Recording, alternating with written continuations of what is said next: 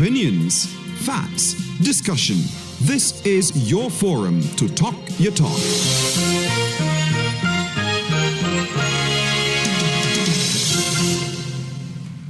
Good morning and welcome to another episode of Talk Your Talk for Monday, the 7th of January.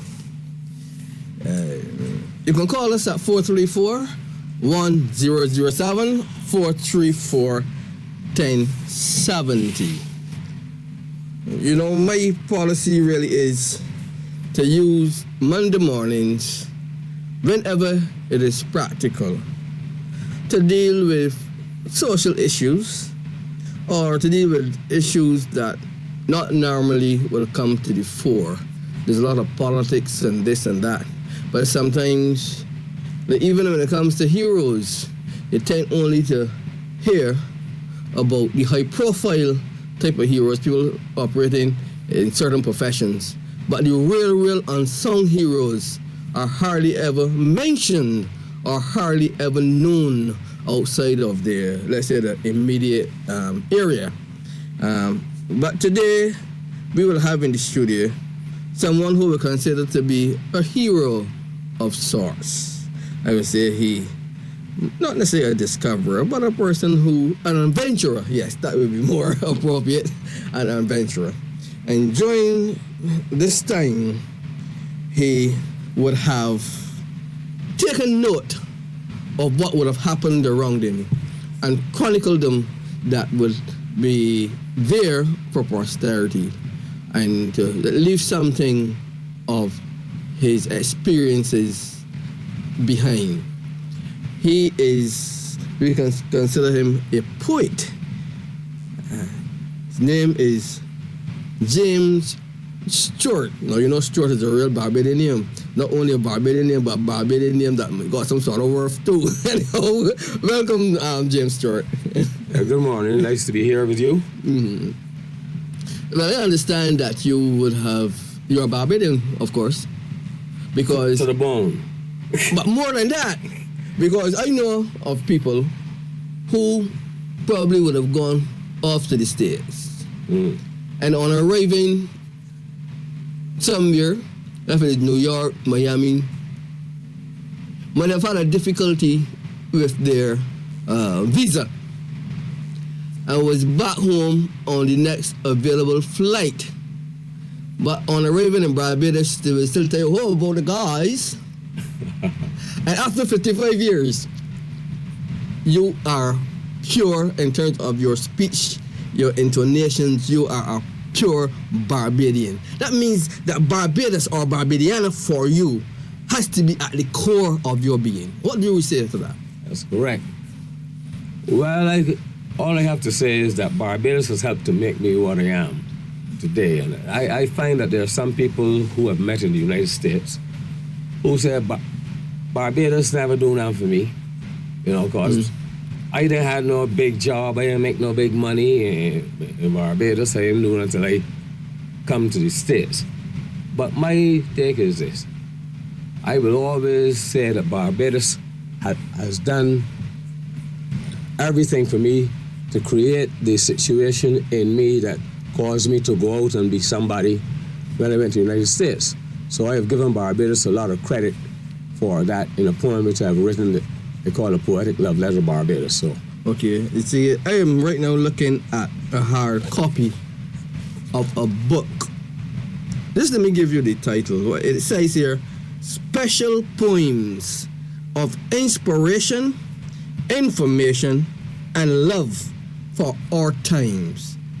Special poems of inspiration, information, and love for our times. But I would tend to believe that love is something that straddles all time. why for our times? Love is always there and it should always be there. But the poems that I write about love is something that if 100 years from now somebody pick up the book, it would be current. You understand? The book is not a book for today or yesterday. The book is a book for all times. That is the word I was looking there for. All times, not all times. All times and art. No, so whenever the person pick up the book, they will say, feel that it's part of them. It's our time. It's the time that I'm in now. Tell me something. Are you married? I'm happily married 55 years. Oh, that is why you can talk about love. Because you can come in here telling me all this love and you had problems in your Yeah. Okay, so I can believe that you know something about love. I think I do. You should ask my wife, but I think I do. She meant about loving, but I talk about love. We're talking about real love. We're talking about infatuation, you know. That's a different story altogether. Okay. All right, James, just let me know that this is a program, Talk Your Talk, which runs for 2 hours. And you will be taking some calls, and the calls could go all over the place. But you will have an opportunity to tell us a bit about the inspiration behind the inspiration, information, and love. And you could probably, let Barbadians hear firsthand from you, not only the words you have written, but your spoken word. Because in a way, if I had to read it, it could not necessarily be the same as if you read it, because you are going to be coming from your heart, from your soul. So we'll give Barbados a chance to hear some of your points. Okay. You take a call. Good morning and welcome. Good morning, sir. Good morning. Yes, sir. Good morning. Go ahead, please. Yes, please. I was most... Yes, please. Yes, listen to the telephone, not your radio. So just keep talking, please. Yes, please. I was most heartened when I heard you. I got in late. I heard you with Barbadiana. Mm-hmm. And this is something that we take lightly. I think a lot of Barbadians don't esteem Barbadiana as much as they should. I recall I was traveling on a bus one day, and there were some visitors on the bus. And there was a guy to the front of the bus, and he was speaking to another guy at the back of the bus. And he was obviously speaking over the head of all the people in the bus, or speaking across the people in the bus, to the guy in the back. And there were these visitors on the bus, and they were not just surprised. It was as if they had never seen anything like that in their life. And it was as if, is this the way they live down here? Is this the way that they relate to one another? And you can see they were taken by it. And I would say to Barbadians that Barbadiana, above everything else, is what we have to showcase to the world. This is what makes us special. This is what makes visitors want to come to Barbados more so than the sun and the sea and the sand that you can get other places. You only get Barbadiana here. So I was most heartened when I heard you highlighting Barbadiana. And for those who have lost touch, it's about time that we grasp Barbadiana and highlight, as you are doing, highlight Barbadiana. Okay, sir. Yes, please. Anything else to add? Yes, I want to touch lightly on the Alexandra issue. Uh-huh. And I want to say this here. I think that there's a synergy between teacher and student. So one may argue that there's a synergy between principal and teacher too. And it reminds me of the case with Solomon and the two mothers. And this is what I want to say. The welfare of the child is the critical element here. I think this is where the focus should be more. But do you think that everybody knows that? That the welfare? Yeah, of the children. You may be surprised. No, because I am seeing some action that would tend to make me believe that people are not putting some people not putting the children up front in this. That's why I ask you. That might be your opinion and probably opinion of most Barbadians, but I cannot say that by the action that all Barbadians agree with that statement. I heard the Prime Minister yesterday, and I laughed when he talked about university graduates and people being enlightened and people being educated. And there is an education and there is an enlightenment that, well, there's education and enlightenment, and there's education and enlightenment. And being a graduate of the University of the West Indies, I don't know if it qualifies you or enlightens you to see life as you should see life. You know, I see some of the most, who you would think should be the most responsible people demonstrating the attitude that you're alluding to. Mm-hmm. It's more about personality and who wins out, what personality wins out over another, than the actual welfare of the student. So it is okay to talk about university graduate and what you have acquired, and that's fine, and that fits where it fits. But I am not so sure that it fits everywhere. And those, quote and unquote, enlightened people are enlightened enough to make the proper decisions in issues as this one. Okay, sir. Thank you. Thank you very much for your call. I don't think I should keep Barbadians waiting too long before they hear a bit of inspiration from my special guest, James N. Stuart. In this book, is there any favorite poem that you would say that is very special to you that you'd like to share with us now? Or you think you say that one time you have written a letter, a poem about the way you feel about Barbados.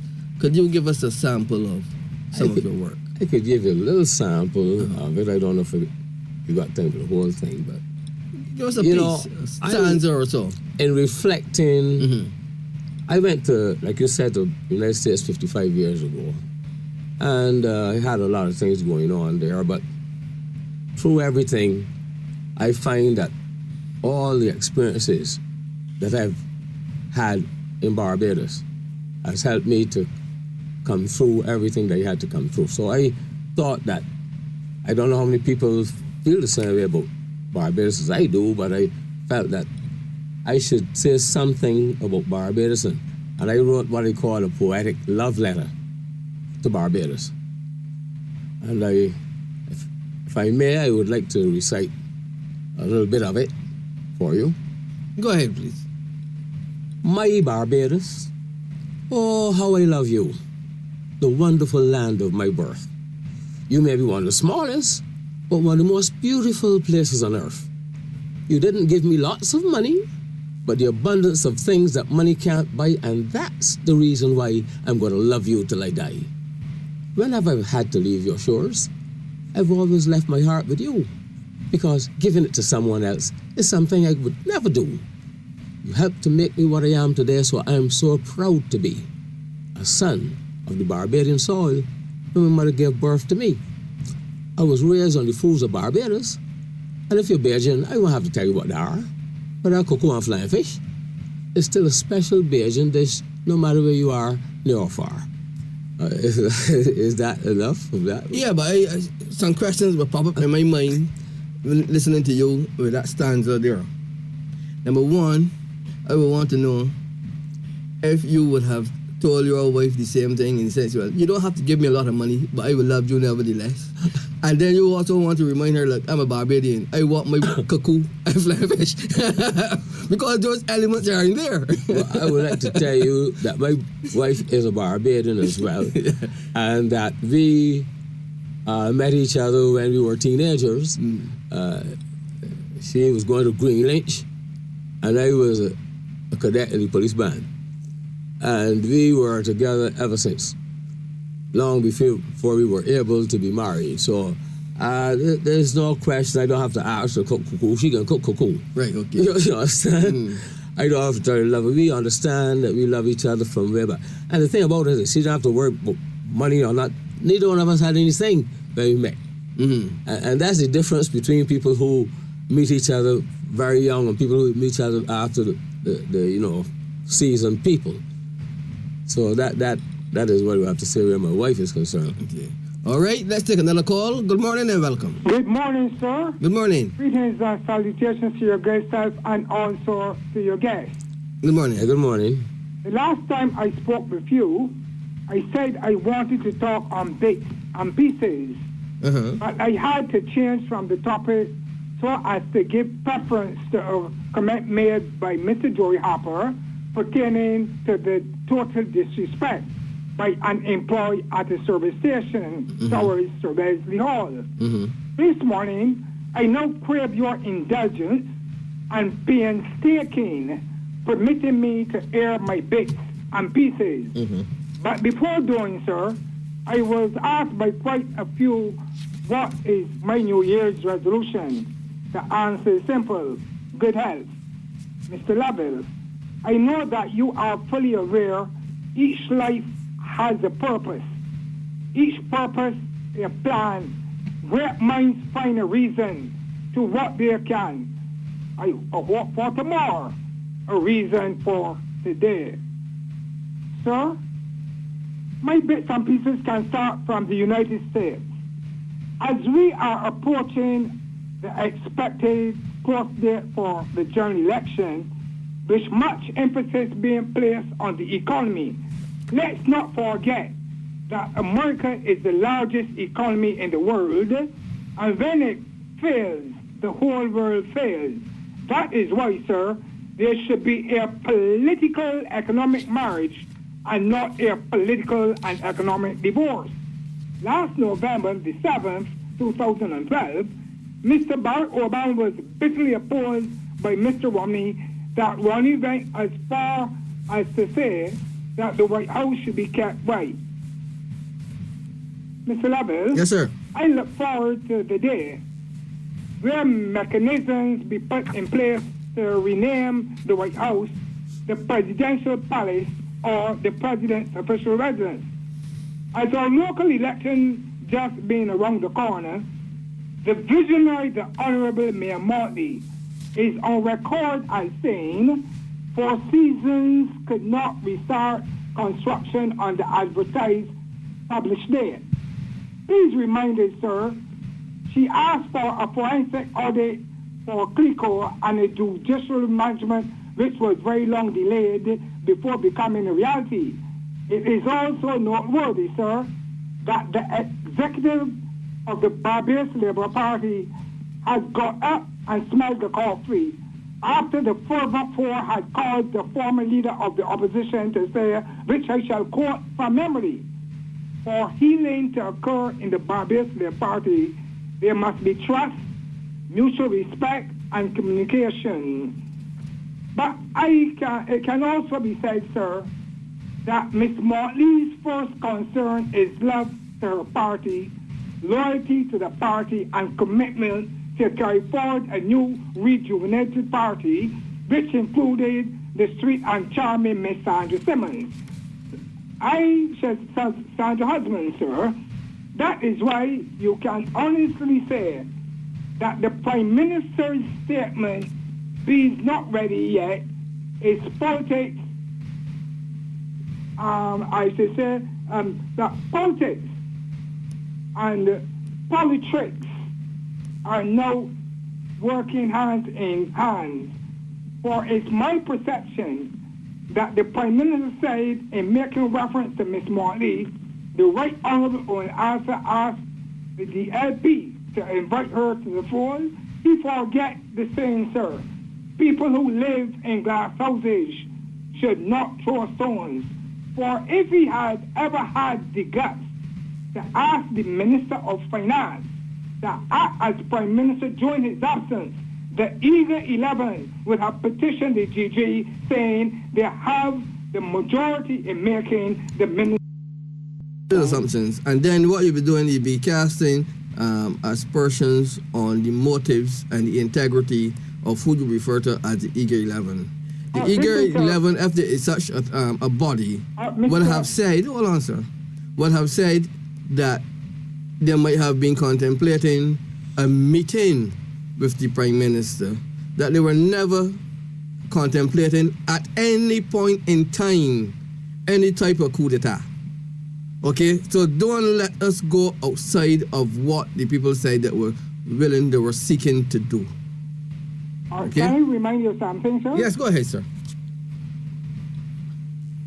A former Premier of Barbados, the Lord Sir Adams, is on record as saying that people have short memories. Yes. Then this allegation, then I'm going to work in your favor because I like to debate with you. Mm-hmm. Then it had been alleged, the words that had been said, and the nation published it. One of the alleged 11 said he has his integrity to take care of. Yes. And the nation came back, hit back and said, and they have their reputation to look after. Okay. It died a natural death. Leave that as it may, sir. Mm-hmm. No, listen, we have to be very careful when we're putting things in the public domain. We cannot go into the gray area. We have to stick to the black and white. Even okay, if we tend to... Hold on, sir. Hold on, sir. Sure. Okay, hold on. Even if we... Okay, in the court of law, so I just have to go there. It is not a matter of what you might know for a fact. It is a matter of what you can prove. Let's start from now and go back. The latest that the Honorable Prime Minister Frank Stuart would have said on this particular issue is that I have found no evidence of there ever being such a plot. I would have said at some point in time that if I can find that there's any substance to the rumors or the report, heads, well, this is my words, but actually he was saying this, heads will roll. No head had been cut off, severed, or twisted. And he's saying the reason that that has happened is because I have found no evidence.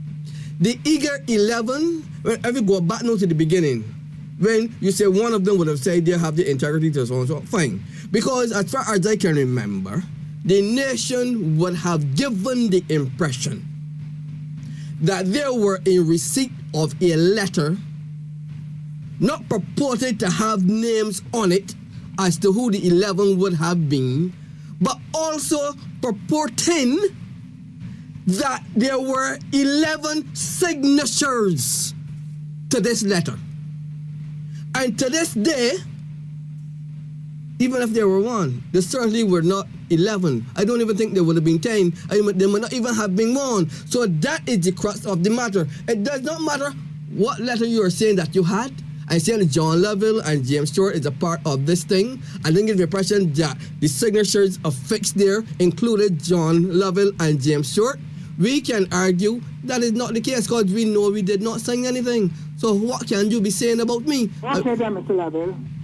I see the amount of strategy that you are trying. Lord, there's no strategy. Hold on, sir. That gives now the wrong connotation too. It's not a strategy. The thing is that I am a journalist and I am the moderator of a talk show. Yes, sir. And if I believe that misinformation is going out to the public domain or information that cannot be validated by fact, even if it is true, it is my job not to let it go like that. Okay, but before I conclude then, I asked a question before I conclude. Mm-hmm. Well, do you think about the back page on today's Daily Nation when certain allegations that one cannot question from outside, you have to be in Parliament to know that bits and pieces of paper have been passed over, saying what Miss Morley had said from what she hasn't said, what she has done from what she hasn't been done. But before you answer that, sir, that question in today's back page, let me say this, sir, because I don't want to keep you a good time saying that you shouldn't be painstaking, and in true sense of the word, you are indeed a thorough and painstaking moderator, which you should be highly commended for. However, sir, the Alexander Flair, remember the famous comment, you are up here, they are down there. Mr. Lovell, sir, my research made me reflect on Whitney Young, 1921, 1971, civil rights leader. where he is on record as saying superiority. The truth is that there is nothing noble in being superior to somebody else. The only real nobility is being superior to yourself. The level, there is something called morale. As you well know, and as students return to the classroom this week, let's examine morale. Before passing judgment, first treat others with courtesy, dignity, and respect. Listen, before you go on, because if you want me to comment on the back page, you have to tell me exactly what you want me to comment on, what statement, okay? But we have James here, and you said something just now that I don't agree with. I don't know if James could bring any light on it. It's his own interpretation. You said something about somebody being superior to somebody else. Now, I do not believe that any human being, I don't care what you have, superior to any other human being. You might, if you want to use the same term superior, you might have a superior job. You might have a superior status. But there is nobody more superior than any other person. Your thoughts, I'm in James? total agreement with that. I have nothing to add to that. I'm in total agreement with you on that. Okay, Mr. Caller, if you want now to ask me a specific question about the back page, because there's a lot of things that being said here. They're talking about that the bee's not ready. They're talking about Mr. Owen, the former Prime Minister, the Honorable Mr. Owen Arthur, want desperately get rid of Mayor Motley. Exactly what you want me to respond to? To be honest with you, sir, I think that you should analyze the whole article and speak to it in detail as you see it fit. Because I do not want to pick out a particular paragraph per se. Because what I have said in my submission this morning to you, I said that politics and politics is at work. That is a part of the profession, especially knowing at the time, sir, that when one is dealing with a lawyer politician or politician lawyer, he is trained to use what you call technology of the destructive argument. That is part of his profession. So therefore, I cannot be that much analytical as you are sitting in the chair. I ain't got to be analytical when it comes to this back page story. I could sum up this back page story in one word. Yes, sir. Politics. That's all it is. With me in a sense. Politics. Politics. And I am saying That Prime politics Minister, government, administration, opposition, whatever, people who want to be a candidate, whatever. When it comes to pushing their cause, they talk a lot of foolishness. But look, and you have to be able to understand. Wait, hold on, sir. You have to be able to understand. With me, when I quoted from that civil rights person, but I would make two more quotes before I leave you then, sir. Yes, sir, go ahead. And the quotes, one is a Chinese proverb, and I quote, "A child's life is like a piece of paper on which every person leaves a mark." Mm-hmm. And the last quote that I will quote from Janet Rankin of 1880 to 1973, and I quote, "You take people as far as they will go, not as far as you would like them to go." Okay, sir. Have a most enjoyable day, and thanks for being so painstaking. Yes, just let me say that in politics, I tell people that there are 10 truths and still the truth. But when it comes to PR, and when it comes to politics, PR is not necessarily PR like how you would sell a car or a bus or something. PR in politics is about propaganda. Let me give you a famous quote from one of top of the line politicians. He's no longer active in the field. But he said, "Impressions are greater than facts." And therefore, when we are talking or listening to what the politicians have to say, you have to take a lot of it with a grain of salt, especially when it is 1 meter away from the polling booth. We'll be right back.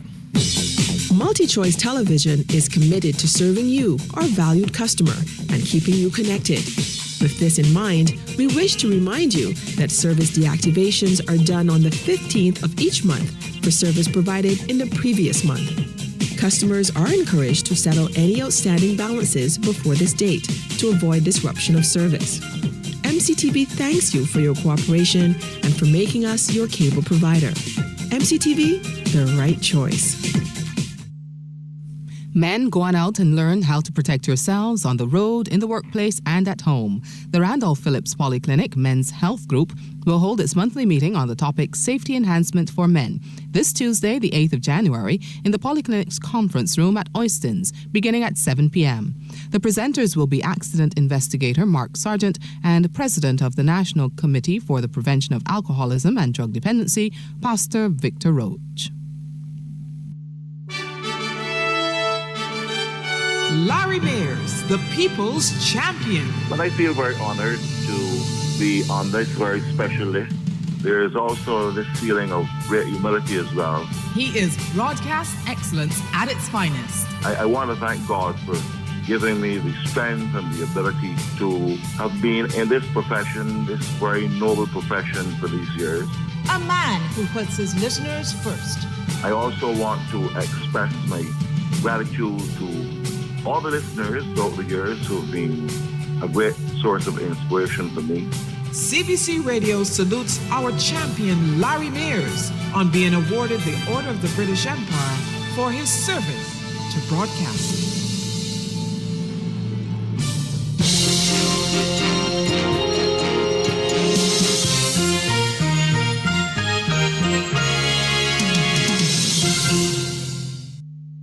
Welcome back to Talk Talk. It is 9:33 on the dial. You can call us at 434-1007, or you may email us at talk@cbc.bb. When you do, you can also interact with a Barbadian poet with a Barbadian accent, James L. Stuart, who has spent 55 years in the great United States of America. You know, years ago, when anybody was going off to America, they felt all they had to do is get a bucket and a shovel, and they can go there and they can shovel up all the milk and honey and the gold that was flowing in the street. But I'm sure that James Joe would not have found it like that, but we'll get a bit more of your story as we go on. Good morning and welcome. A blessing New Year to you and yours, and to the gentleman who's there, and to my country. Good morning. Thank you. I want to congratulate the gentleman first. And when you speak about Barbados, there's no place like this rock. I've been living in the States too, and I know come see me is different to come live with me, so I could attach to your experience also, but God is good. This morning, my concern is about transport, and I hope Ms. Ward is listening. I have a problem with the Wanstead bus because I don't have transportation, and I have to come down West Terrace, and I prefer the transport board bus, because I know I am more safer. And sometimes I have to wait nearly 2.5 hours to get a bus. So I hope Ms. Ward is listening, and I hope something will be done that people like me who have to catch the bus, I want to catch the transport board bus, would be able to get a bus. I was on a transport bus on Thursday, and I want to give my kudos to the gentleman who was coming from the airport. With his safe driving, a person came out of a road, a joining road, and came on his side, and the safety, the driver is a good thing. He wasn't driving fast. The road was wet. The bus almost slipped off the road. So I want to give my thanks to that gentleman who took us safely down the road, and I hope he continue, and I hope the rest of the drivers too will drive safely. Have a blessed week, and thank you for hearing me. And thank you for your call, and you have a wonderful and prosperous New Year. We take another call. Good morning and welcome. Yeah, good morning, Mr. Lovell and guest. Good morning. Mr. Lovell, last time we spoke basically about child care and a doctor called Dr. Benjamin Sprout. Do you remember that? Yes, go ahead. Yeah, I told you could just Google Dr. Benjamin Sprout. You could also Google the phrase "How Dr. Sprout Destroyed America." You would get the other point of view. But it was very amazing, you know. There are other experts who also wrote books, and there was an article in the Guardian newspaper.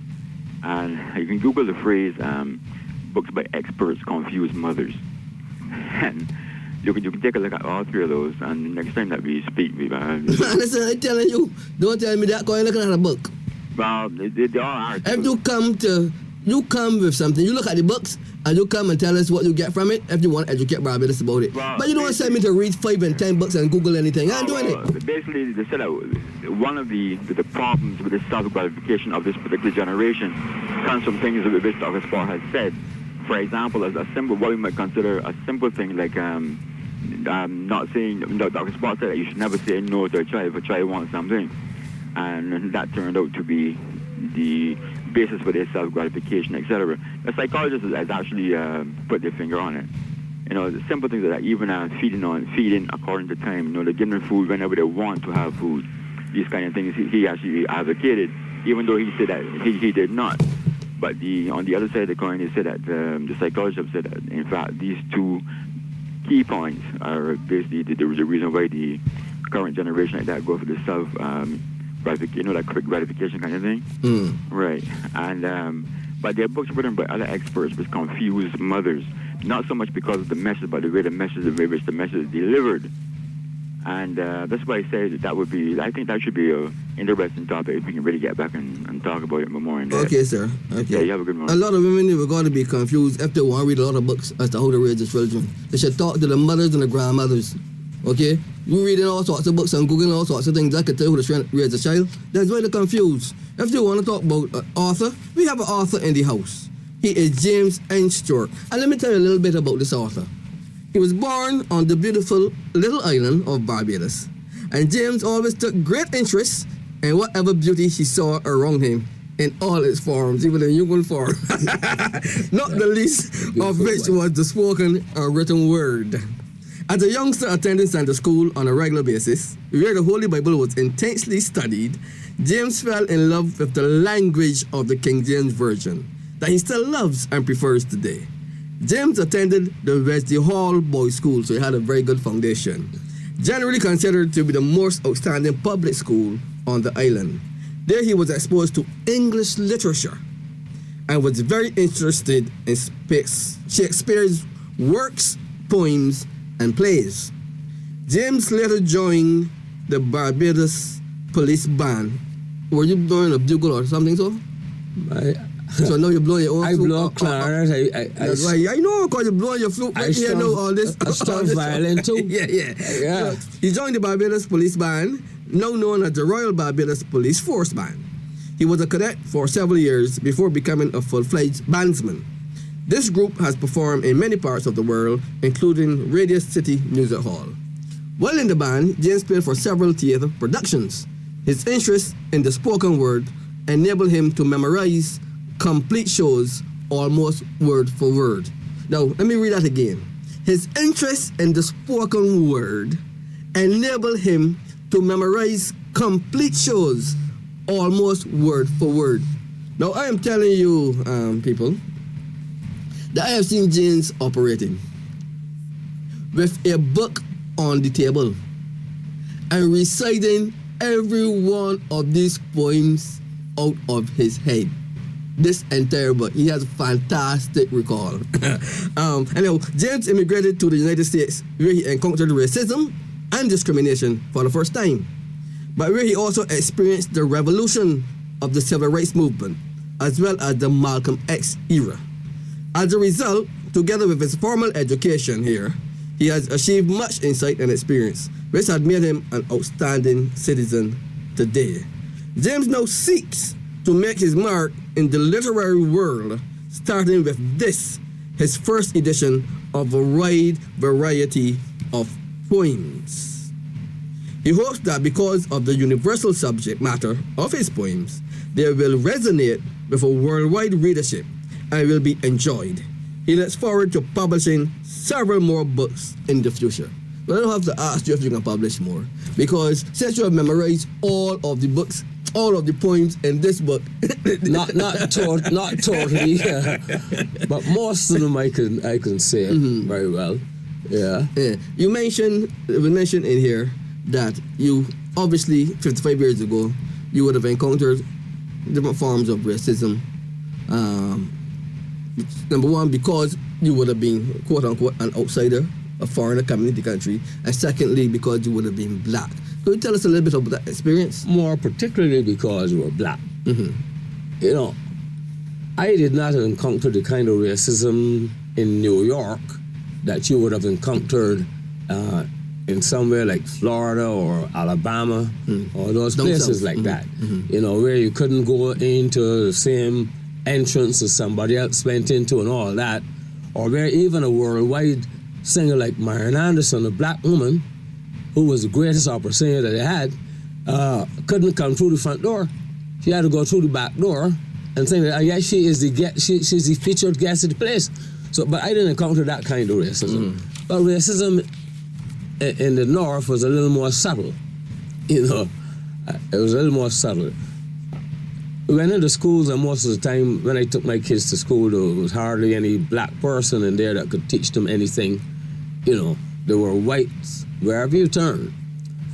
So that's the kind of thing that I found. I see you have one of the poems entitled "A Chance for a Better Life." Is this what you would have left here 55 years ago? Or this is something that you would have thought of after? I'm going to say this. When I went to the United States, I wasn't thinking about a better life at all. They had a pretty good life here in Barbados. I had gotten the police band, and I was doing very well. As a matter of fact, the bandmaster had me seem like on the fast track, you know, and I was going places in the police band. But what happened is that my girlfriend that I met early on, you know, her parents, her father was in the he was in the Navy, like merchant marines. Actually, he didn't come back to Barbados too much, and he went to the United States.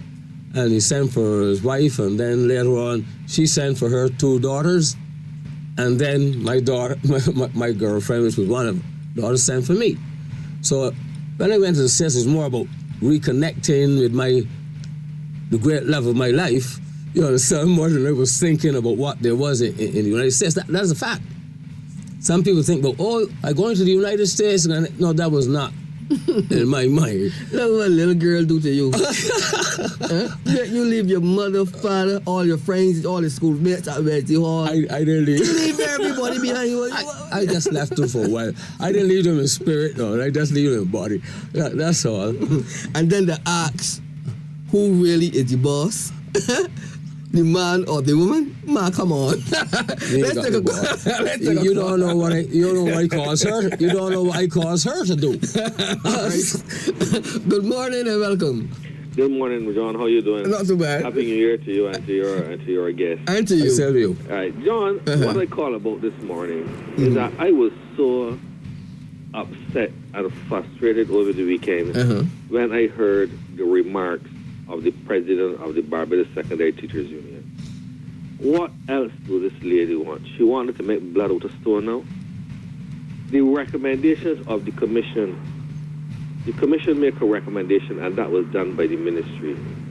And the example that she is setting in this country among the teachers, right, is not a good example for either young teachers coming into the service or for the pupils themselves. What is the example she is setting? What is the example she is setting? To be insubordinate. Is that what it is? That's what you say? She is saying that the teachers were teaching at a school for more than 20 years and should not be moved. Is that what she said? If that's what she said, yes. Or is she saying that some of them would have been appointed to that particular school, John, and therefore should not be moved? John, I used to work in the public service, and I was appointed to the registration. I was appointed to the Ministry of Legal Affairs, and I worked at the registration department, not at the Ministry of Legal Affairs. once you work in the public service and you are appointed to a department or to a school or to whatever, you can be moved to another school. The appointment is there. Yes, you are appointed to that school, but that don't mean that it is written in stone that you got to stay there until God comes. and Miss the lady that is the president of the Bible Secretaries Union should know this as a trade unionist. I have been trained in industrial relations, and I know that you can be moved from a department to another department, and your salary and your work and your conditions of employment will be the same. It's just that you're moved from a different department to the next. So I don't know why she is setting this example and trying to make the Barbadian public think that it is something disgraceful to move some person. I personally believe that. But why would you say that she's trying to make people think like that? Because that cannot be true. Hey, hold on. You can argue about this now. But yeah, because listen, as I say, when you come here saying things, you got to really represent what you're saying. I can represent what I say, John. But you know that I can represent it. Okay. Right? You were saying that she's trying to make people believe that by transferring anyone that it is some sort of like something negative or something to be embarrassed about or some sort of penalty? Yes. And if that is so, how then the same person that would be of that thought or that opinion say, I will settle, and these are my words, I will settle for nothing less than the separation of Jeff Broom from the school. Wouldn't that be a move into? Okay. And wouldn't that be an embarrassment then, as far as she is concerned, then if that is the way that she's thinking? Okay, listen to me. Secondly, John. sir. Listen to me. Man, you gotta listen to me when I'm talking. But I will listen to you when it's your turn. But you cut it. Okay, well, you cut it then. You talk. You go ahead. Go ahead, sir. What I am saying, John, is that the whole controversy started when they were asking for the removal of Mr. Boom after an incident at the school. The Prime Minister, in his good judgment, put it before a commission of inquiry. The commission of inquiry make recommendations to the ministry or to the Prime Minister office or whoever it went to. Those recommendations were carried out by not only moving Mr. Brooms, but moving 22 other teachers to other schools around Barbados. Ms. Redmond came on the radio and on the television stating that members of the union who are shop stewards and also persons who were teaching at the schools for more than 20 years should not be moved. Go back and listen to the reading of the tape.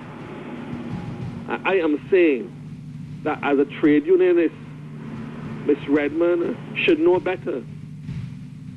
Because if you are a shop steward in a ministry or in a government department, you can be moved to another government department and still be a shop steward.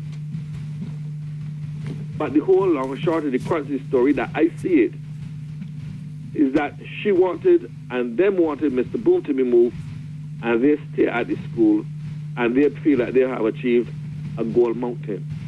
But no, separate all of them, and I agree with it. And Ms. Redmond needs to stop trying to make the public believe that moving these teachers is a degrading, and it is not. Speak now, Mr. John. I will speak and say thank you for your call. We'll take another one. And I will advise the other callers, if you want to speak without me asking questions so that we can go abroad and there's no misinformation, tell me up front, don't say a word. And my producer will take care of the rest. She will just listen, and in case you are making any slanderous, libelous statements, so we will cut. But we will let you come and preach. Because this is supposed to be talk your talk. Apparently that means that I'm not a talk mine. Good morning and welcome. Good morning. Good morning. Good morning. Good morning. How are you, sir? I'm fine. Happy New Year to you. And to you. I do not allow the callers to provoke you in any way. I'm not provoked, sir.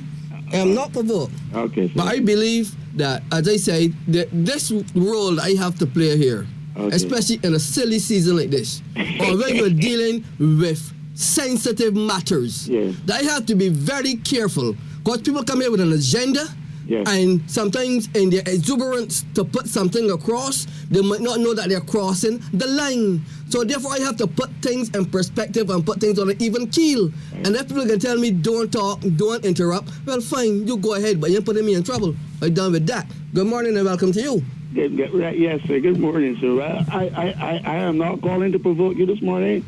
Why I am calling, I would probably want to provoke CBC.